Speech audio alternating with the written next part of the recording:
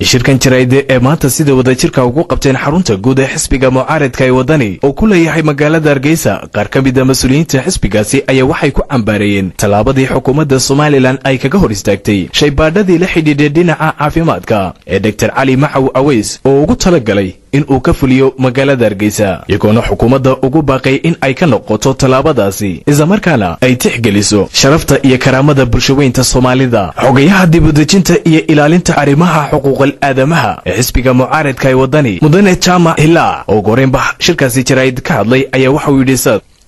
marka Dr. Macaw laga hadlayo waxa weeye dhakhtarka waxa ku yimi baahi shacbiga Soomaaliland ka timi waxaan la soconay muddo badan ba in laga xayeysiinayay telefishinada iyo warbaahinta Soomaaliland inuu yimaado Dr. Macaw wuxuu ku soo galay sifo sharci ah entrance procedure saxa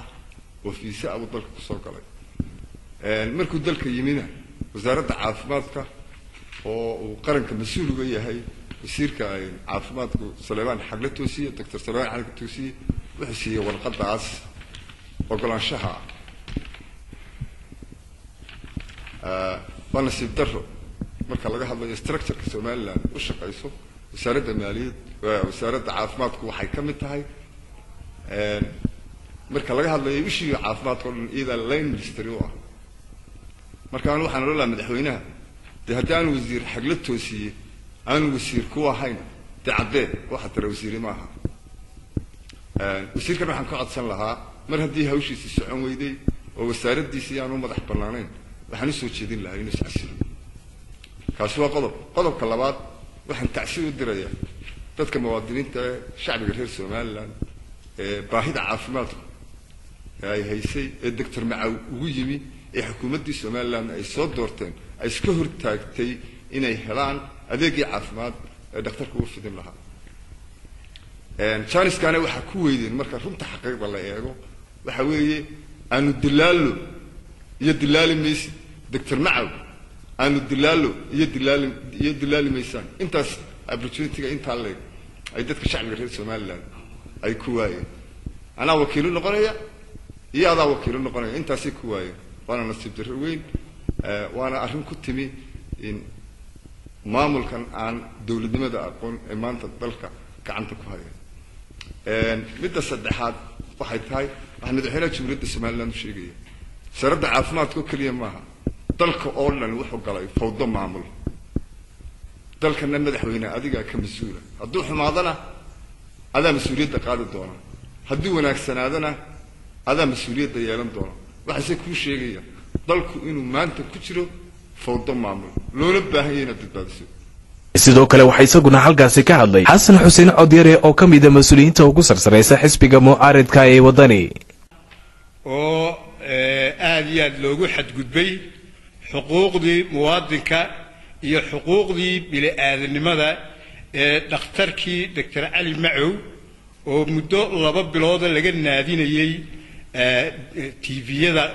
oo ku baaqayay inuu Hargeysa iman doono oo bukaanka Hargeysa u iman doono ayaa muddaba la naadinayay dadkii Soomaaliland gobol ay joogaanba waxay ku soo urureen magaalo madaxda caasimadda 27 bay ahayd inuu bilaabo isagu waajibkiisa uu ka soo baxo 27 uu yimid xukuumaduna way soo dhaweysay wayna ogolaatay inuu yimaado dadkii maalintii oo horeysay 27 markii uu shaqadii bilaabay ayaa shaqadii laga joojiyay ciidan fara badan la keenay goobtii uu dadka ku daweynayay dibadna waxaba loo taxaabay meel baa lagu xidhay arrinkaas wuxuu noqday arrin aad iyo aad looga argagaxo dawlad badna ogolaanaya badna xidhayo tan ka horeysan uma arag xuquuqdii muwaadinkana meel baa looga dhacay oo dadka ka yimid gobolada fogfog ee hoteeladii magaalada buuxiyay ee doonayay in la eego oo arrinka ay u yimaadeen in dadkiina wali halkii taagan yihiin oo ay ku cadilan yihiin isagiina ilaa maanta aan dhinacna loo saarin arrintaas xisbiga wadani aad iyo aad ayuu uga xun yahay waayo xuquuqda muwaadinku ma aha sida dawladda waxba xil baa ka saaran inay ummadda daryeelkooda ka shaqaysayahay maaha inay ku xadgudubto maahayn ninka muwaadinka ee aqoon-yahanka ninka Soomaaliga ee aqoon-yahanka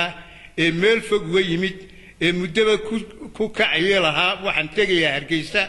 waxaan doonayaa inaan wax u qabto ummadaas